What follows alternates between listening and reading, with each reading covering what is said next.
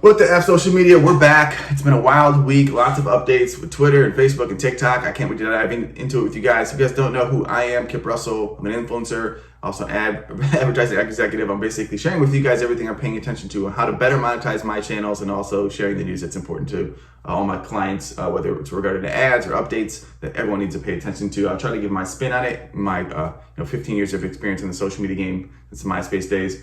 The biggest story of the week, we got to jump right into it. Again, I feel like I'm going to college every week trying to keep up with these changes and how it's going to impact the landscape. But the biggest update is Twitter announces a CEO, and also Tucker Carlson announces at the same time that he's going to bring his new show to Twitter. So I think there's some synergy in what's going on here, and I'll try to tie this together really quickly. So Linda Yaccarino, I hope I'm saying that correctly, who was the former head of advertising at NBC Universal, is moving over to be the CEO of Twitter. I think this is a huge move as someone with major ad connects, understands the game. Twitter's biggest hurdle right now is bringing advertisers back. So this person can probably help craft that narrative, build a team to really do it, bring in relationships, and open doors that probably Elon can't and doesn't have time for. And then Elon's moving to the CTO role so he can actually focus on the product, which I think will be really important. You start to split those that mind power, and you can basically plow the channel forward. I think the unique thing about Twitter is it still owns the news and the cultural momentary water cooler of the world. So I think if he can really nail this down, you're going to see a lot of good things moving forward for Twitter in the next 12 months. I think most of the other media outlets have really tried to brand Twitter as now like a right-wing focused network. I don't think it's that. I think it's more like TikTok. Your For You page shows you the type of content you're interested in. So if you're following those type of people or you're following news publications, you're going to see more of that type of content.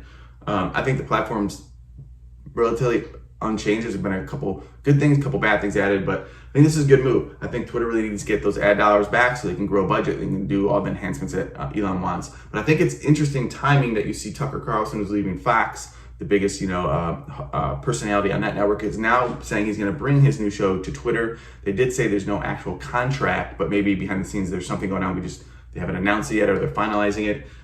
It's an interesting move because Tucker doesn't probably need as much financial assistance. He could go direct through his website, which he's sort of in saying, and then also Twitter.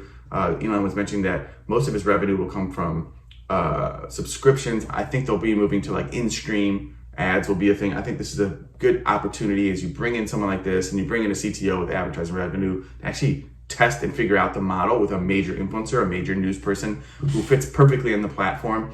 And Tucker's trying to say he's going to bring this sort of agenda-based news. So if you're working for Fox, if you saw his video he released last week, so you're working for Fox, you're working for CNN, you're working for all these corporate-owned media populations, he was admitting that you're being biased, you're not being truthful, and that you have an agenda. So it's going to be interesting to see what he does. I definitely think he'll capture a lot of eyeballs. It'll be interesting to see if his content shifts and actually becomes more palatable to the people in the middle as he starts to have, not forced to say like any political side's talking points. So interesting double whammy of bringing in a big influencer. Maybe this leads to more people doing their shows on Twitter as they figure out a good revenue stream with the new CEO, who's figured out how to bring in advertisers back. It's going to be a wild few weeks, a few months. I'm interested to see how this continues to evolve. I would love to see what you guys think. Please drop a note in the comments. Do you like Twitter? Do you like the moves that Elon's making? Are you happy with the CEO, or do you hate Twitter? Let me know in the comments below. We gotta talk about how Facebook is rising in terms of creator popularity. It's becoming a place that's starting to enter the conversation as becoming a top place for creators to earn a living through some ways of making monetization. So we're gonna talk about this really quickly. If you haven't heard even Gary Vee preaching that Facebook Reels are on fire right now because there's not enough creators posting there. Everyone's on TikTok now, right? Instagram Reels is sort of, a place where people are figuring out. YouTube is definitely the number one place for long form and really entering the space in terms of now just launching monetization for shorts. But now Facebook's really entering. It's becoming the third place over Instagram in terms of where creators are saying they're seeing a love for monetization. And it's a new study. You can just look at this on Digital Information World. I'll link it in the thing below. It's interesting that Instagram is going down, but Facebook is going up. And I think I actually notice myself spending more time on Facebook even over Instagram right now, because I still don't know why I'm going into Instagram. At least on Facebook, I'm seeing friends and family a bit. But they've really turned personal pages into creator pages. They're doing a bunch of things, adding ways to monetize. And now they've recently launched a Meta reworks ads on Reels monetization program with a new performance-based payout model. I mean, I've had a bunch of videos do 1 million views, and to get some rev share on that, like a YouTube or YouTube Shorts, would be phenomenal versus just the old, what were they calling it? Creator bonuses. So I like the rev share model they're going to. I definitely think what you're seeing is as creators mature themselves on TikTok and YouTube, they're looking for additional places to make money, and Facebook's now sort of filling that void. And I think the couple reasons that people noted was they've added a few different ways to monetize in terms of, adding rev share, brand deals, and then they can actually build an audience there now. Obviously Facebook, probably up till 2021, organic was, for most people was considered dead. So I think they're doing a good job of getting people here. They still have to scale, right? Facebook's still the largest social network in terms of users, even in the US. So if they can do things right and actually even potentially capture the younger creators, this could be a channel that opens up again, believe it or not. Most of you guys are probably saying it's the MD amusement park of the world, but Facebook still holds 35 plus, and very much older is a sweet spot. And is Instagram still figuring itself out and getting there? As you hearing the negative publicity for TikTok and that there's a ban, creators are really focused on Instagram as it's, or Shorts is the only other game in town. But this, and I've noticed myself posting a lot more reels to Facebook, jumping in that algorithm. So a lot going on. There's just continuing movement in the creator economy. So I think if you have Gary Vee saying it's a great place to play and you're seeing good monetization from your reels, I think you should be going all in. Just a quick note here, if you haven't seen TikTok launch its search widget on iPhone, so especially for younger users, as they're saying that TikTok is their #1 search engine, and you're even hearing all the pivots. I covered this in my last video. You're hearing Google, dropping in certain aspects, and I think it's called Perspective. They're dropping Reddit and Reels and different types of video and AI into search now. They're really trying to combat where they're seeing the younger demo go. So, imagine Facebook's really been struggling to get the younger demographic to, kind of hit that next generation. Google could be seeing that too, as the next generation is going to TikTok or Reels to search so they can see the basically authentic content, see other people's perspectives on a restaurant, a location, how to do something, versus going to Google where you're going to links to websites that you gotta then go read, or it's really tough to find maybe that authentic window or a short form video that people can say, what, this creator gave me a good perspective, let me follow that, versus, websites doing SEO. It's a pretty big shift on top of all the AI stuff going on in the broader landscape. So I think it's something to pay attention to. Maybe even you see Facebook or other channels adopt this. We've been talking a lot about creators. We're not even talking about Twitter yet. I do see Twitter, as they start to get the ads back, jumping very heavy into paying creators. And you can see Tucker Carlson being maybe one of the first ways they explore that with a broader creator, which is easier to bring ad revenue in, and then they start to trickle that out to the broader creators, as they're going to have to at some point court creators back to the platform. Elon's been hinting at it with subscriptions and other little things. It's going to have to go to probably vertical video or video monetization or pre-roll or long thread virality, some sort of ad placement within these threads. You're going to have to see some of that. I think you're already seeing some of that. We go to people's channels or different things, you're seeing ads in newer places. I could see a thread going viral, within that thread an ad, and then also on this creator's making a rev share.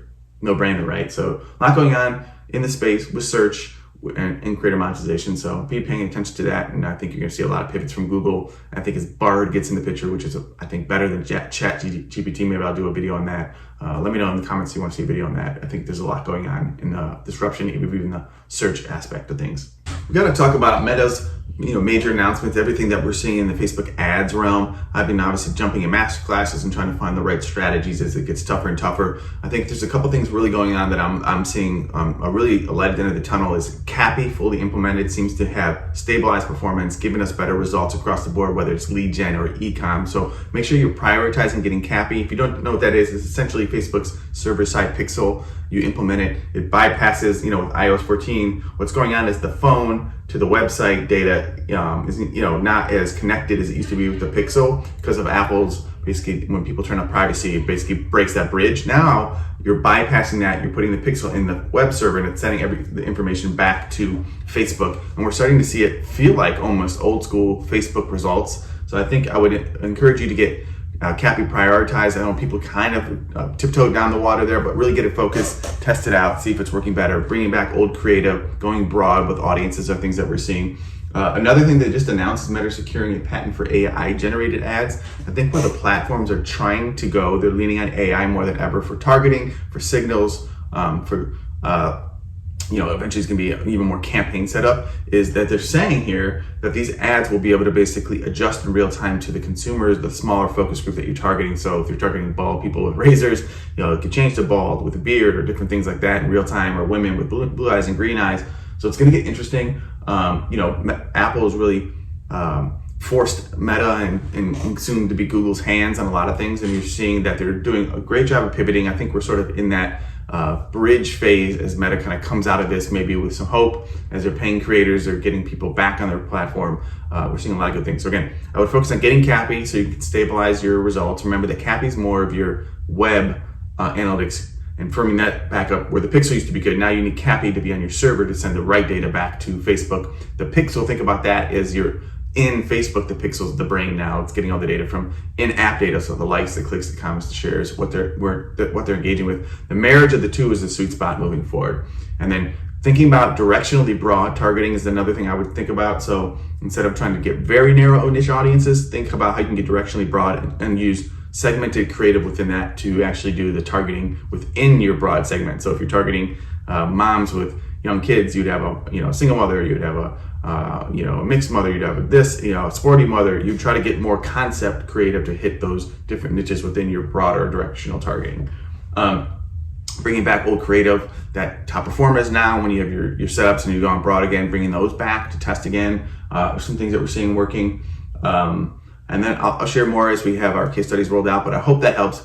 A lot going on. I do think there's a light at the end of the tunnel. I think last week we talked about checkout. So the big hurdle for Facebook and e-com has been, trouble seeing how Meta's impacting sales on your website. Now they're going to skip your website and have people check out in Meta. It's going to get wild. That could help it bring its dominance back to e-com and help people rely on it more, as in-app lead gen has helped solidify how leads get picked up in Meta. Now you can check out and all your purchases can happen there. So a lot going on in Meta's ads. I think they're making good moves for still having one hand tied behind their back because of Apple. I think Apple is starting to get some negative press even from Google lately, as they're sort of everyone's taking shots at them sort of bogarting their how things work within their dominance of the mobile phone. So we'll see. A lot going on. Good moves by Meta. Keep running those ads. Keep experimenting. Get CAPI set up. That's it for this week's What the F social media. A lot going on. Follow my channel if you want to see more short content. I do a lot of more in the moment on news and articles and 60-second snippets of things you can educate on. Follow me on different social networks. But this is the core channel where I talk a lot about the social landscape, things you need to be paying attention to. And I will see you there later.